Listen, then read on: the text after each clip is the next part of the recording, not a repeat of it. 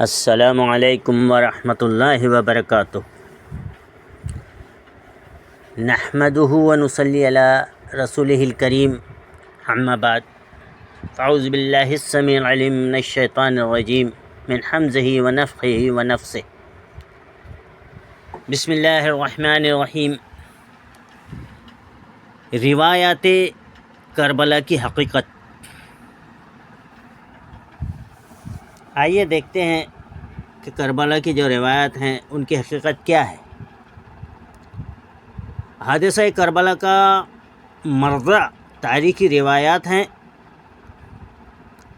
جن کی جمع و تحقیق میں وہ اہتمام نہیں ہوا جو احادیث کے باب میں ہوتا ہے۔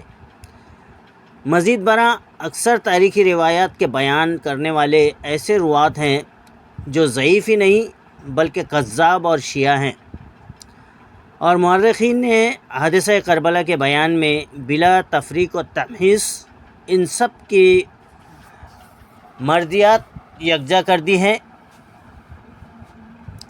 حافظ ابن حجر رحمہ اللہ کہتے ہیں کہ وقد صنف جماعة من القدماء في مقتل الحسين تصانيف فيها الغث والسمين والصحي والسقيم، یعنی متقدمین نے شہادت حسین رضی اللہ تعالیٰ عنہ سے متعلق کتابیں تصنیف کی ہیں جن میں اچھا برا، صحیح اور غلط سب موجود ہیں۔ الاصابہ ابن حجر جلد 2 صفحہ نمبر 81۔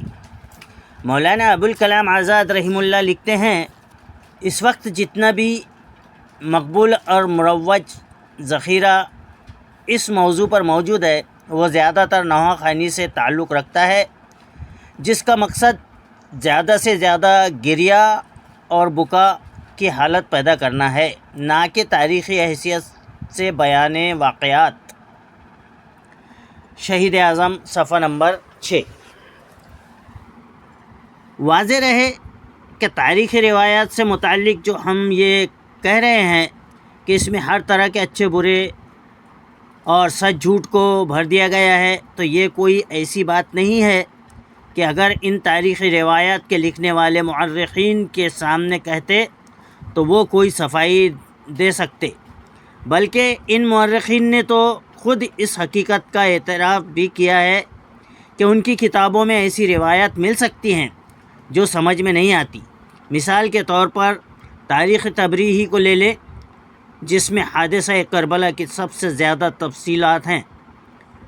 ان روایات کے مطابق خود امام طبری رحمہ اللہ بیان کرتے ہیں، یعنی ہماری اس کتاب میں جو کچھ بھی ایسی روایات ہیں جن کو ہم نے پہلے لوگوں سے بیان کیا ہے، اور اگر ہماری کتاب کے پڑھنے والے یا سننے والے کو ان میں کوئی بات ناگوار گزرے یا عجیب لگے تو یہ جان لے کہ اس کا اندراج ہماری طرف سے نہیں ہے، بلکہ یہ ان نقل کرنے والوں کی طرف سے ہے جن سے ہم نے یہ سنی اور ہم نے انہیں اسی طرح بیان کر دیا جیسے وہ ہمیں ملی۔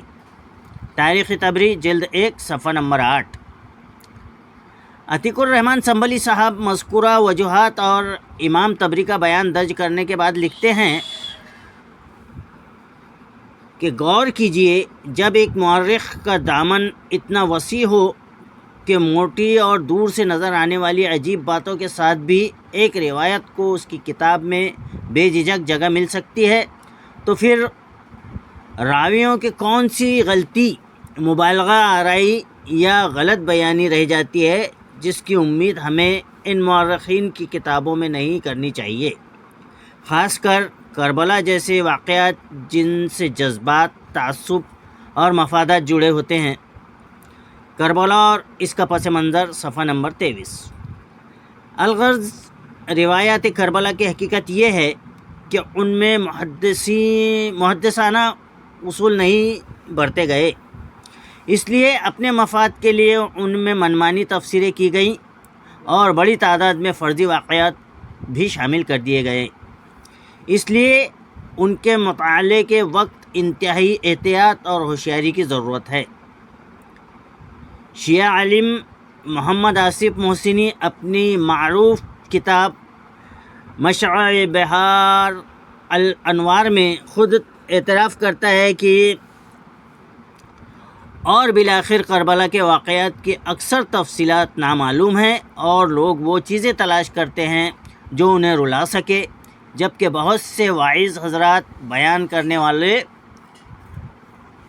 کو مجمع اور مال کی حاجت ہوتی ہے تو وہ قصے کہانیاں اپنے منشا کے مطابق بیان کرتے ہیں۔ واللہ عالم بالصواب۔ مشرع بہار الانوار جلد 2 صفحہ نمبر 156۔ اللہ ہمیں صحیح باتوں کو سمجھنے کی توفیق عطا فرمائے، آمین یا رب العالمین۔